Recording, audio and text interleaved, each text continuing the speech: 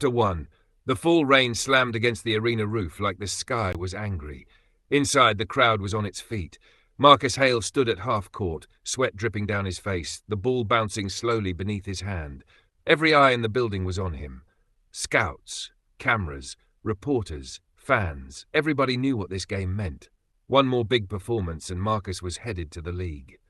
Courtside, Olivia Lawson smiled like she already saw the mansions, luxury cars, and designer life waiting for her once Marcus made the NBA.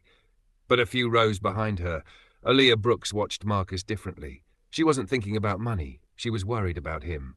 Marcus took a deep breath. 10 seconds left. Tie game. His best friend Jordan Carter clapped from the corner. "Take us home, Mark." Marcus nodded. The arena shook with noise. He crossed left, then right. The defender slipped. The lane opened. Marcus exploded toward the rim with a fast lane drive, rising for a powerful dunk as the crowd erupted. But before he could finish, a defender slammed into him midair. Hard. Marcus lost control instantly. His body twisted awkwardly before crashing violently onto the hardwood floor. Pop! The sound echoed through the arena, a sound so sharp and sickening the entire building went silent. Marcus grabbed his knee immediately, screaming in pain as the ball rolled away across the court. "No!" Marcus yelled. "No, no, no!" Coach Reynolds rushed onto the floor with the trainers. Jordan stood frozen near the three-point line. Olivia covered her mouth in shock, but Aaliyah was already pushing through the crowd.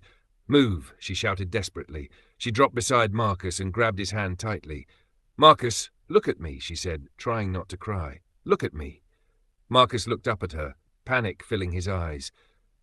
"I felt it," he whispered painfully. Something popped. Aaliyah squeezed his hand tighter.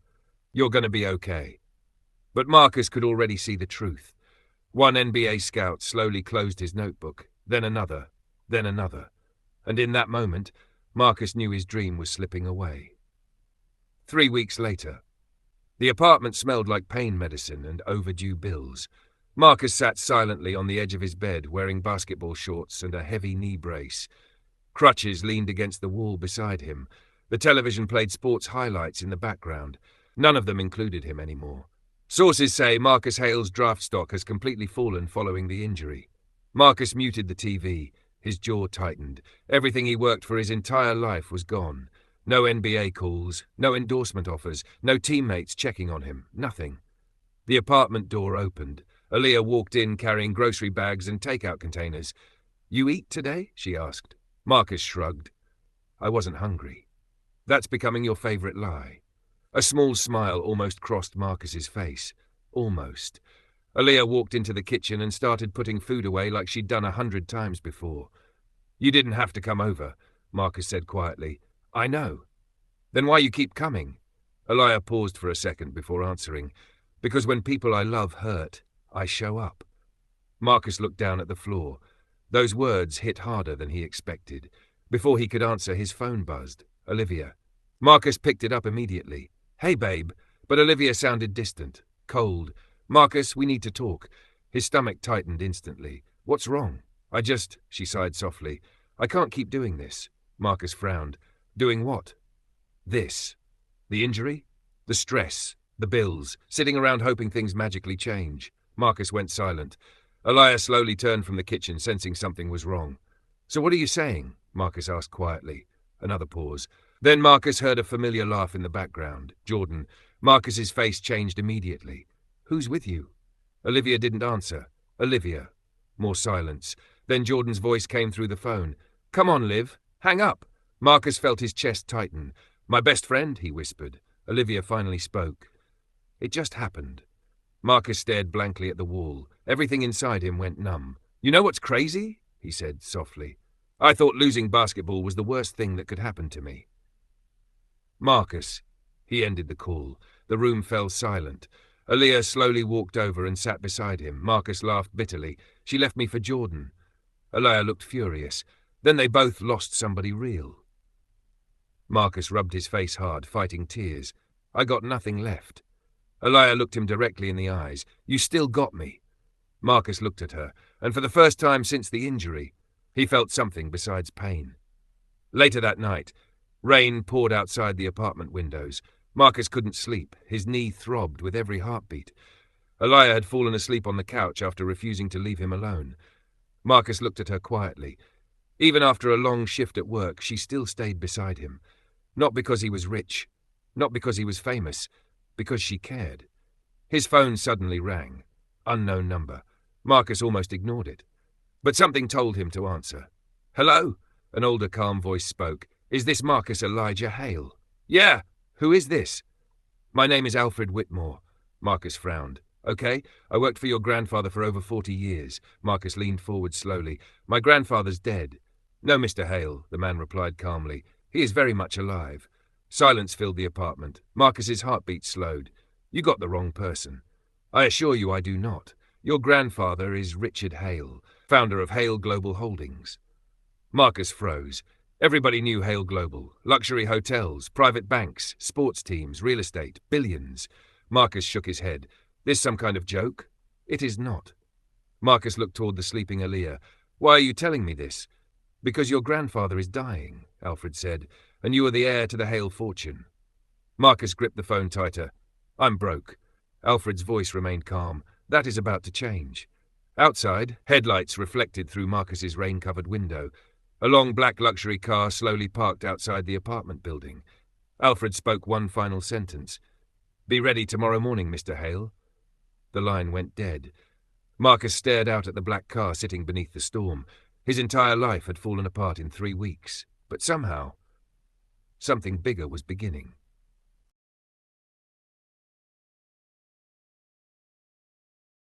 Chapter 2.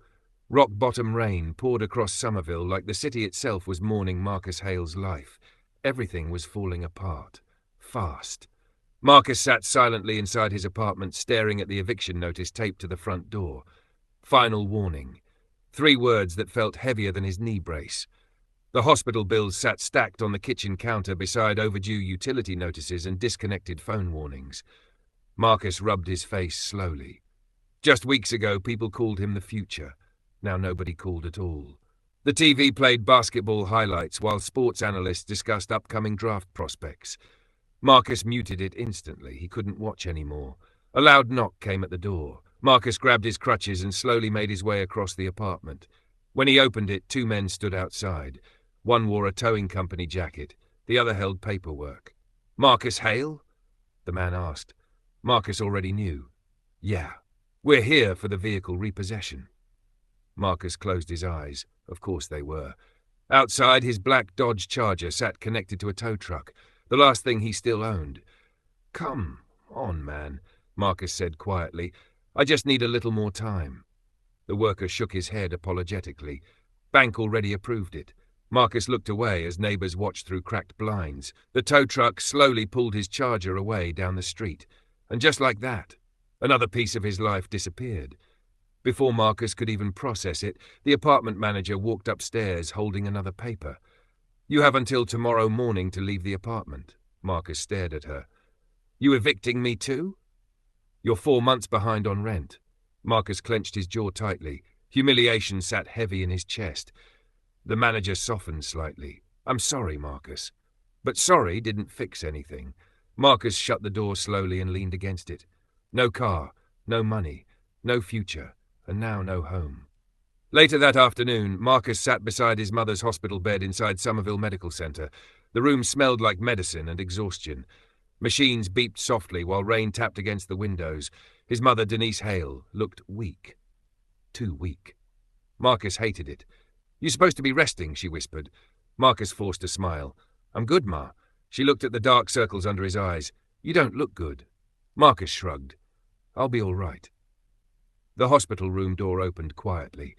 Aaliyah walked in, carrying flowers and a balloon that read, "Get well soon." The second Marcus saw her, something inside him relaxed.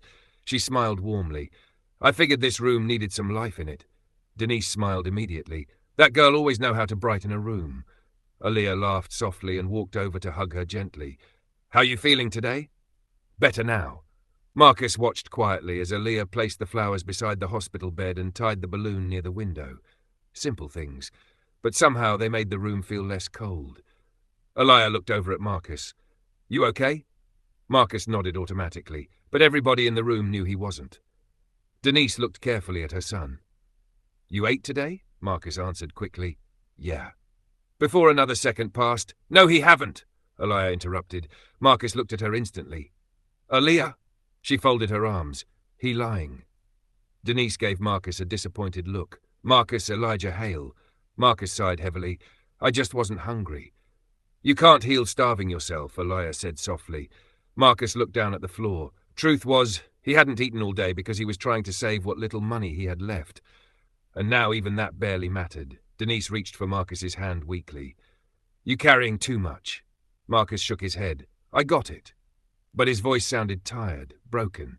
Aliyah sat beside him quietly, close enough for him to feel her warmth. You don't got to fight everything alone, she whispered. Marcus looked at her, and for a second he wanted to believe her. Then his phone buzzed. Jordan. Marcus ignored it immediately. Another buzz. Then another. Finally he answered. What? Jordan sounded fake casual. Yo, bro, just checking on you. Marcus leaned back in the chair. You checking on me now? What that mean? Marcus stayed quiet. Then he heard it. Olivia laughing in the background. Marcus froze instantly. His jaw tightened. You with Olivia? Silence. That silence told him everything. Marcus slowly stood up from the chair. You serious right now? Marcus, listen. You my brother? It just happened. Marcus laughed bitterly. Nah, snake stuff don't just happen. Olivia's voice came softly through the speaker. Jordan, come on. Marcus closed his eyes. Pain hit deeper than the knee injury ever could. Not because Olivia left, because Jordan helped her leave. Marcus hung up. The room fell silent. Denise looked heartbroken. Aliyah looked angry.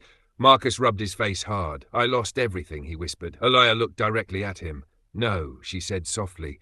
You still got people that love you. Marcus looked at her for a long moment. And deep down, that was the only thing keeping him together.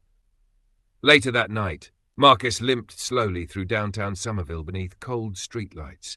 No car, no apartment, no future. Rain poured harder as he sat alone at a bus stop staring blankly at traffic.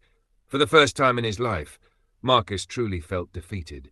A couple suddenly walked past him, laughing beneath an umbrella. Marcus recognized the guy immediately. Trevor Miles, one of the guards from his old basketball team. Trevor slowed down when he noticed him. Yo, Marcus? Marcus looked up slowly. Trevor gave an awkward nod. What's up, man?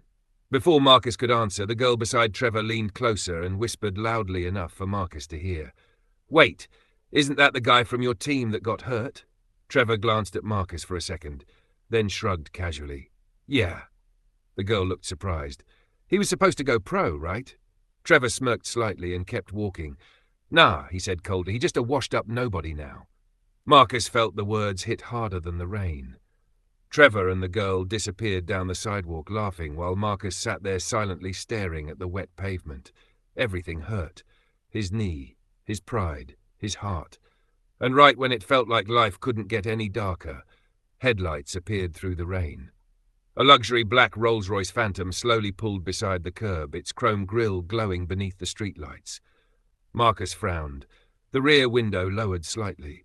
An older black man in a tailored grey suit looked directly at him. Calm, professional, powerful. Mr. Marcus Hale, the man said politely. Marcus blinked. Who are you? The man stepped out slowly into the rain. My name is Alfred Whitmore. Marcus stared cautiously. What do you want? Alfred adjusted his gloves calmly. Your grandfather would like to meet you. Marcus laughed bitterly. My grandfather dead. Alfred looked him directly in the eyes. No, Mr. Hale. A pause. He is very much alive.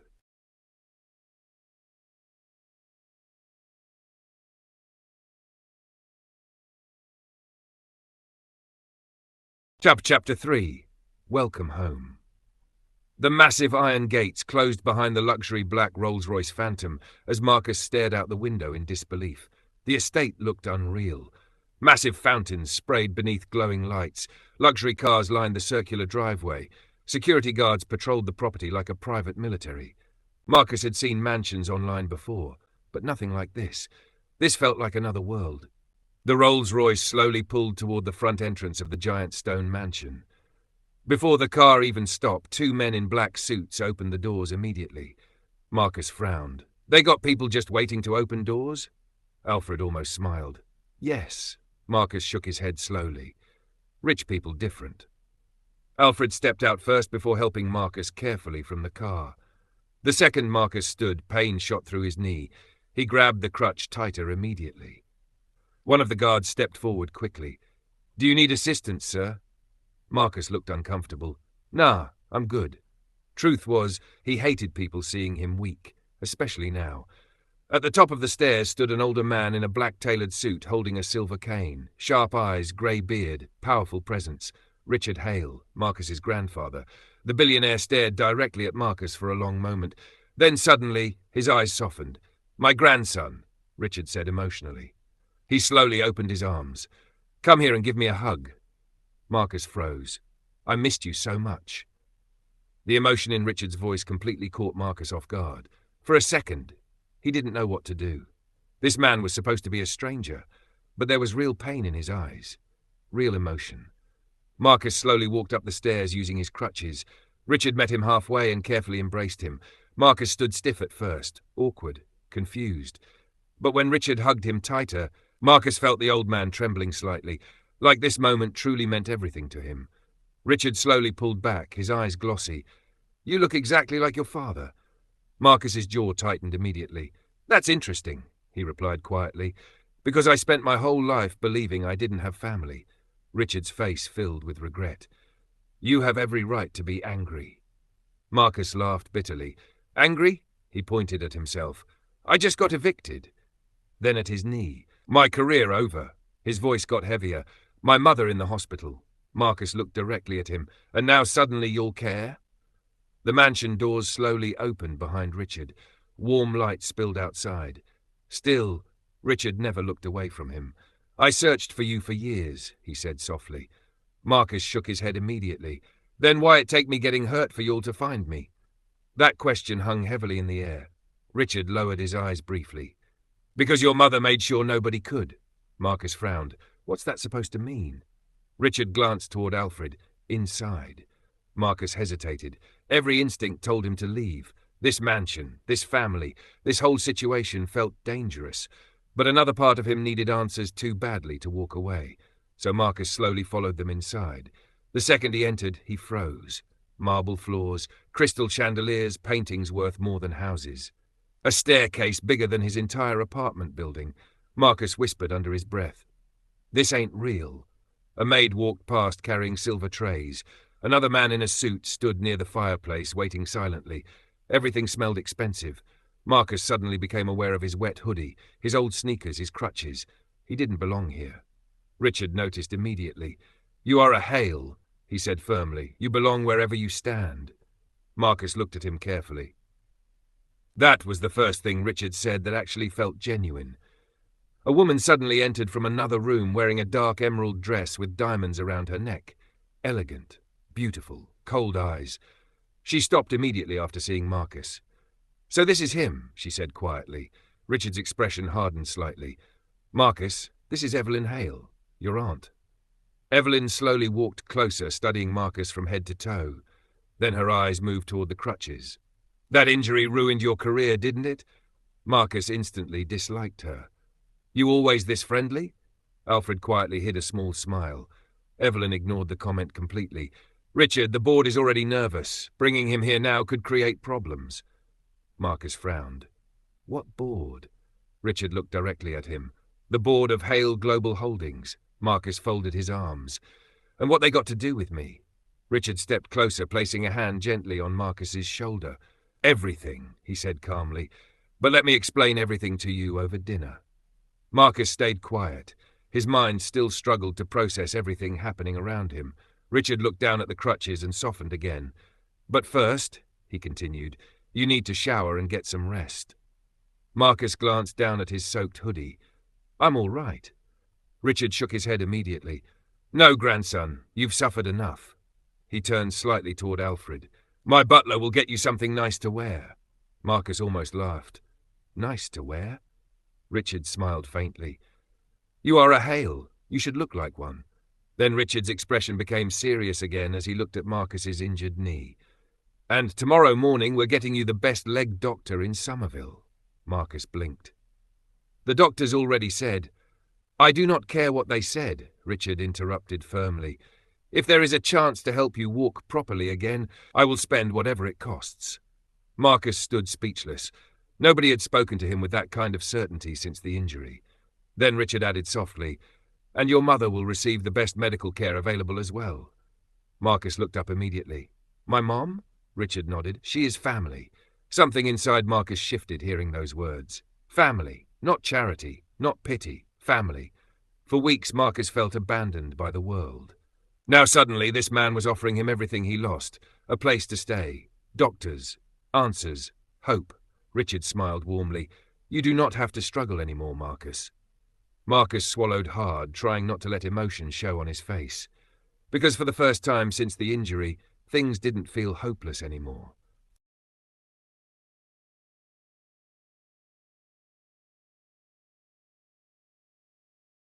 Chapter 4. A New World. Marcus stood silently inside one of the biggest rooms he had ever seen in his life. Actually, room wasn't even the right word. The place felt bigger than his entire apartment building back in Somerville. Floor-to-ceiling windows overlooked the massive Hale estate. A crystal chandelier glowed above him. A fireplace crackled softly near a giant king-size bed covered in black silk sheets. Marcus slowly turned in circles while leaning on his crutches. "This room bigger than my whole life," he muttered. Behind him, Alfred calmly placed several shopping bags across the bed. Designer labels covered every one. Marcus frowned. "What's all this?" "Clothing," Alfred answered politely. Marcus picked up one of the bags carefully. Inside was a black designer Gucci sweatsuit. Another held expensive Gucci shoes. Another contained a Richard Mille watch. Marcus looked completely overwhelmed. "Ain't nobody wearing stuff like this where I'm from." Alfred adjusted his gloves slightly. "That is because where you are from and who you are meant to become are two different things." Marcus looked around the room again. Nothing about this felt real. Yesterday he was getting evicted. Now somebody was laying designer clothes across a bed bigger than his old living room. His entire life had changed overnight. Alfred walked toward a hallway inside the room. "Your bathroom is through there. Dinner will be ready in 1 hour." Marcus frowned. "Bathroom?" Alfred opened the door.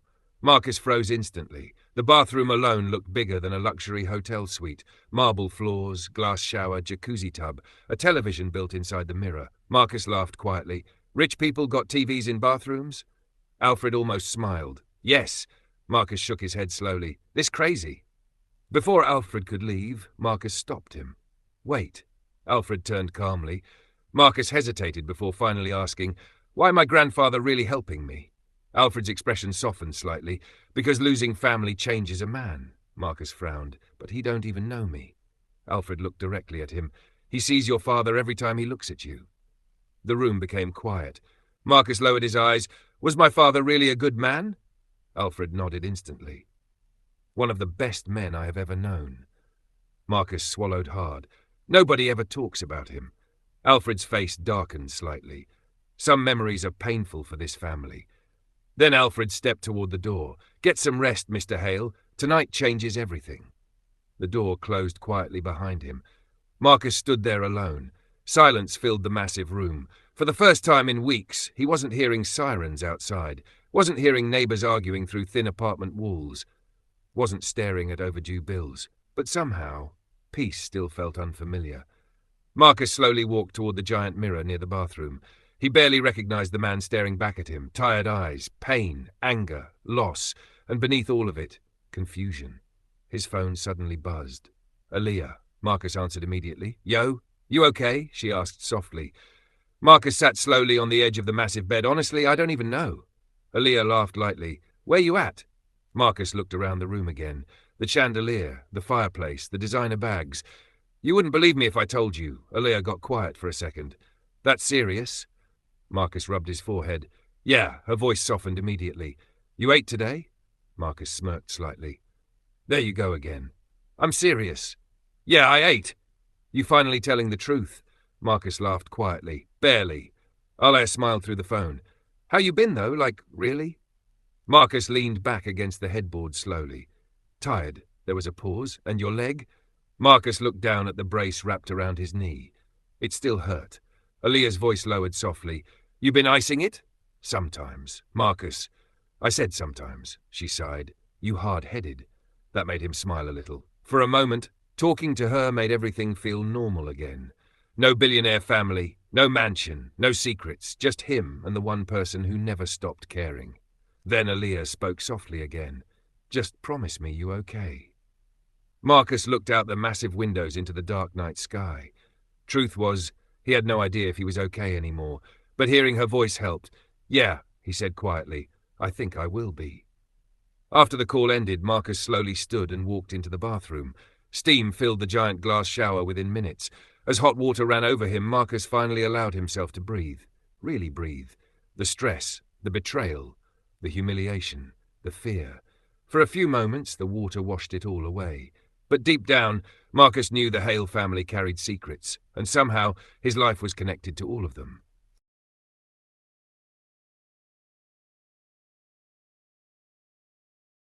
Chapter 5. Dinner with Billionaires. Marcus stepped out of the bathroom slowly while steam still drifted behind him. For a moment he stopped walking and looked around the massive bedroom again. Everything still felt unreal. The soft carpet beneath his feet, the fireplace glowing against the dark walls, the city lights shining through the giant windows. Marcus looked down at himself. The black Gucci sweatsuit actually fit perfectly.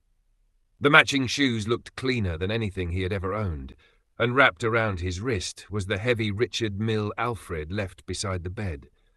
Marcus shook his head slowly. This watch probably cost more than my old apartment. A knock came at the door. Come in, Marcus called out. Alfred stepped inside calmly. For the first time since arriving at the mansion, Alfred actually smiled. You look much better, Mr. Hale. Marcus looked down at himself awkwardly. I feel weird. That feeling will pass. Marcus laughed quietly. I doubt it. Alfred stepped further into the room. Dinner is ready. Your grandfather is waiting. Marcus suddenly felt nervous, not scared, just overwhelmed. Everything had changed too fast. A day ago he was sitting at a bus stop in the rain. Now he was about to eat dinner with billionaires. Alfred seemed to notice the hesitation. You belong here, he said calmly. Marcus looked at him. I'm trying to believe that. Alfred gave a small nod. Come. The dining room looked like something out of a movie. A giant crystal chandelier hung above a table long enough to fit 20 people. Golden candles flickered softly beside expensive dishes Marcus couldn't even pronounce. Marcus slowed down slightly as servants moved quietly around the room preparing dinner. At the head of the table sat Richard Hale. Beside him sat Evelyn Hale, wearing another elegant designer dress while sipping wine. Richard's face immediately lit up when Marcus entered the room. There he is, Richard said proudly. Marcus felt awkward instantly as every eye turned toward him. Richard stood slowly from the table. You look just like your father at that age. Marcus swallowed hard hearing that again. Richard motioned toward the chair beside him. Sit next to me, grandson.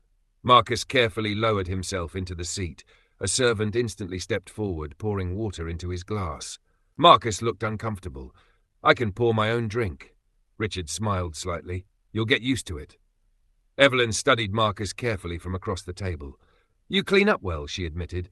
Marcus smirked faintly. That almost sounded like a compliment. Richard chuckled quietly while Evelyn rolled her eyes.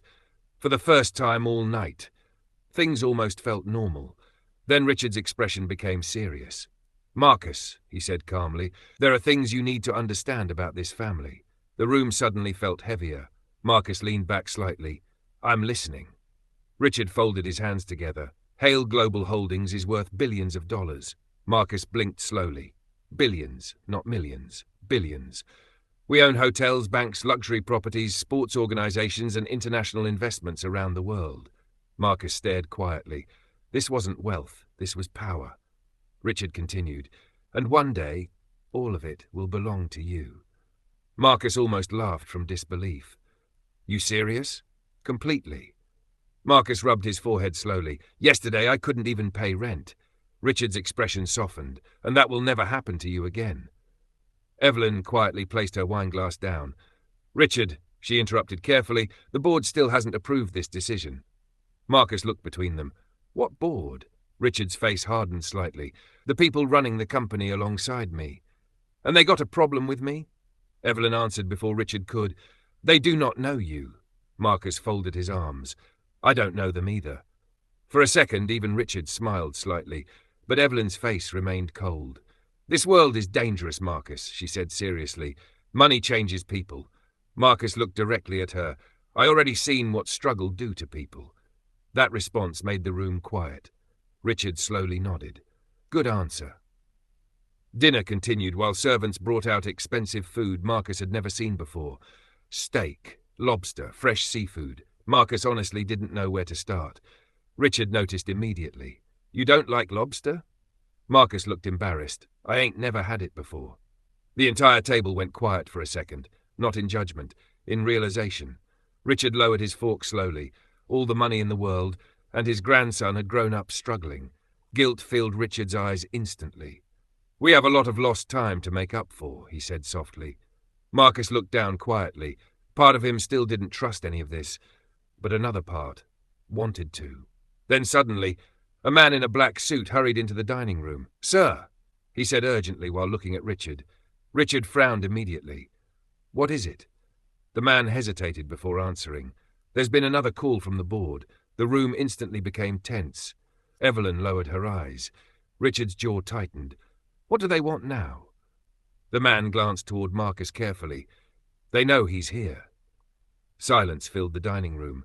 Marcus looked around slowly. For the first time since arriving at the mansion, he realized everybody would not be happy about his return.